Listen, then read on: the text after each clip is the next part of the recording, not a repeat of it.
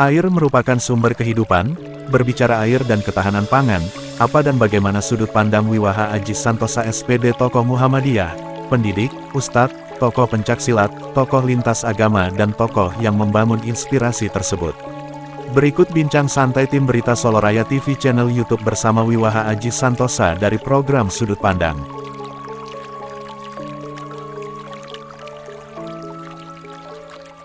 Assalamualaikum warahmatullahi wabarakatuh. Terima kasih Pak Wiwah telah memberikan kesempatan pada hari ini kita mengangkat tema terkait dengan air dan ketahanan pangan. Oh iya.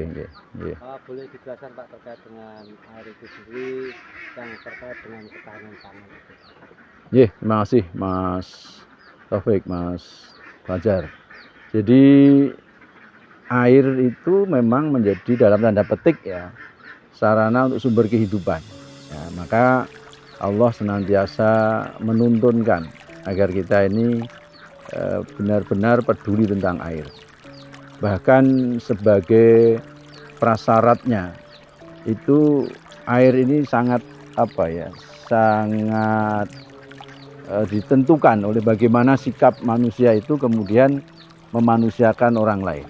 Nah ini dalam akidah Islam. Ya. Air tanah itu kan tidak bisa lepas dengan hujan. Nah, sementara Rasulullah memberikan pengertian bahwa ketika muzaki, orang sudah wajib zakat, tidak mau mengeluarkan zakatnya, maka Allah akan menahan air hujan. Masya Allah. Jadi jelas sekali bahwa antara air dan ketahanan pangan, kemudian kehidupan sosial yang lain itu amat sangat berkaitan. Maka kita harus benar-benar fokus, kemudian juga peduli terhadap air itu sendiri. Artinya kualitasnya, kemudian terjamin sirkulasinya, juga siklusnya. Ini kita hendaknya benar-benar peduli tentang air itu. Nah, kalau tadi dikaitkan dengan tahanan pangan ya, barangkali satu contoh kecil kalau bahasa saya menggemeni potensi. Ini saya berada di kebonan ini ya, di kebun itu bukan kebun ya, kebun itu hanya pekarangan kecil ya yang dekat dengan rumah ini ya. Ini kan nampak mulai dari tanaman, ini ada kates, ada sayur mayur di situ, sana ada sungai. Nah, ini ada karena memang saya terinspirasi ada air di sana.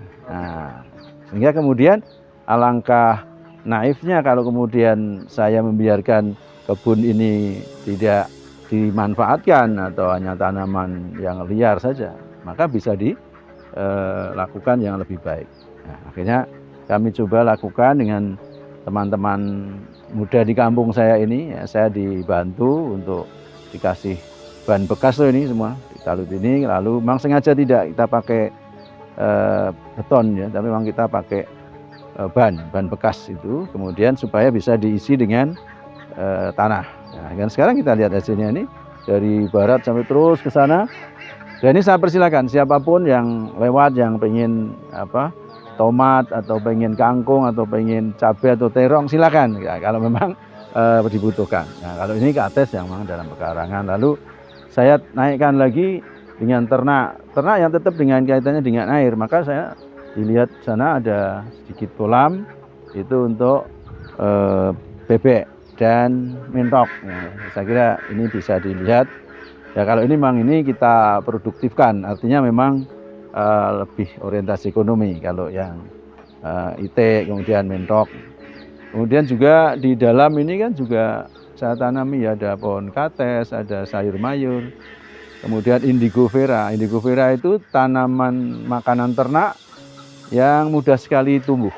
Nah, itu di sana ada beberapa. Nah, ini untuk kambing ini sangat suka dengan indigo vera. Nah, ini contoh saya mencoba mensyukuri karena hidup di kampung dekat dengan sungai kecil ya, dekat dengan air, lalu kita manfaatkan air itu sambil menjaga. Kita sambil menjaga. Alhamdulillah ini teman-teman di daerah kami ini sudah dihimbau oleh kepala desa, oleh Pak Bayan, lalu saya kebetulan ketua RT, kita tindak lanjuti kan ya, lumayan bersih lah sungai kami ini, lumayan bersih. Meskipun belum kita masih proses, tapi setidaknya limbah-limbah keluarga yang tidak pantas dibuang ke sungai, alhamdulillah sudah tidak. Mudah-mudahan terus ke depan semakin bersih, semakin bersih. Sebuah pertanyaan yang mungkin secara khusus menyadarkan saya, barangkali kemudian nanti kalau ditayang juga bisa membuat sadarnya kawan yang lain. Jadi memang airnya memang rahmat Allah. Jadi maka kemudian ketika hujan kita itu dituntun Allahumma shayyiban nafi'a. Itu kan sebuah pernyataan sebagai seorang hamba yang mensyukuri adanya air hujan, yang kemudian kita memang berharap agar air itu bermanfaat ya, untuk kita.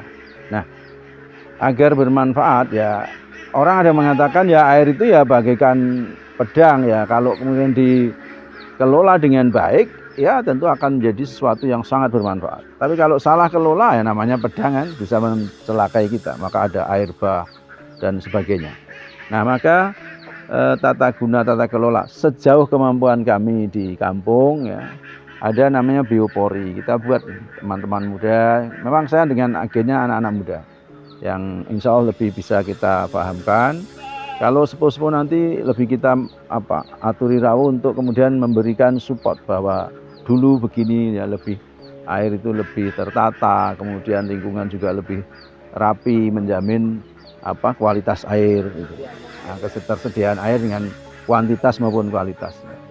Ini sekaligus kita akan merasakan rahmat itu benar-benar luar biasa ketika kekurangan air.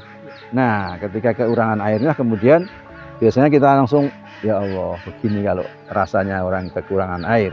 Nah, maka kemudian kita ya harus mensyukuri karena Indonesia ini, khususnya di Jawa ini kan sangat-sangat menguntungkan. Jadi musim kemarau dan penghujannya kan berimbang, kemudian kita bisa mengelola dengan sebaik-baiknya. Ketika yang lain kemudian sudah bingung dengan air bersih, tapi kita insya Allah asal kita hidup itu dengan bersikap seperti yang dikehendaki Allah, pastilah nikmat ini akan terus semakin ditambah, termasuk air itu. Untuk membangun alam sabara itu apa? Oke, kalau saya biasanya saya bawa anak-anak muda kami juga siapapun yang kerso ke daerah yang dalam tanda petik kekurangan air. Disitulah kemudian kami persilahkan. Coba anak-anak muda kalian amati, kalian rasakan. Gitu. Kalau kemudian kita sembrono dengan air, nah gimana kalau seperti ini? Kita mesti bersyukur di daerah yang oleh Allah diberikan air yang cukup. Nah, tinggal kita rawat. Nah, merawatnya apa? Maka kita galakkan. Di kampung kami ini kita terus dorong untuk agar warga khususnya anak mudanya mau menanam, ya terserah tanamannya, mau tanaman keras, mau tanaman sayuran atau apa, yang penting yang pirsan itu diambil di tetangga-tetangga kami ini kan. Bisa lihat ya. Iya bisa. Di tetangga kami ini hampir semuanya melakukan upaya, sekecil apapun itu. Iya, jadi ini yang penting. Saya kembali sekali lagi, kalau untuk menyadarkan, kalau saya bawa ke daerah yang kekeringan. Kemudian nanti kan itu kalau di dalam perintah Quran itu kan fasiru fil ardi. Jadi kalau sekarang kata healing itu memang di dalam Islam sudah dipersilakan, bahkan didorong agar orang itu berjalan di muka. Jangan hanya di lingkupnya sendiri. Kalau di lingkupnya sendiri itu ada dua kemungkinan. Kalau lingkungannya itu luar biasa enak, jadi sombong gitu. Tapi kalau di lingkungannya nanti sebaliknya, maka dia putus asa.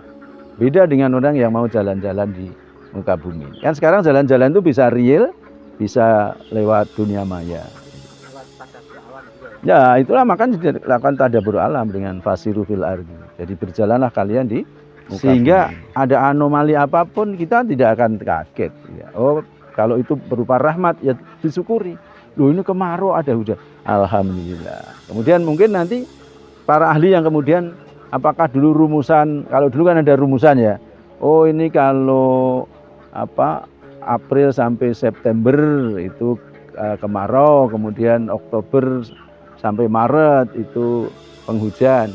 Nah, alam kan juga ada perkembangan. Mungkin bermacam-macam lah ya, bermacam-macam ini. Mungkin dari suhu, dari yang lain kemudian mempengaruhi ada. Tapi yang jelas hujan itu memang mutlak dari Allah. Maka harus disyukuri sebagai rahmat.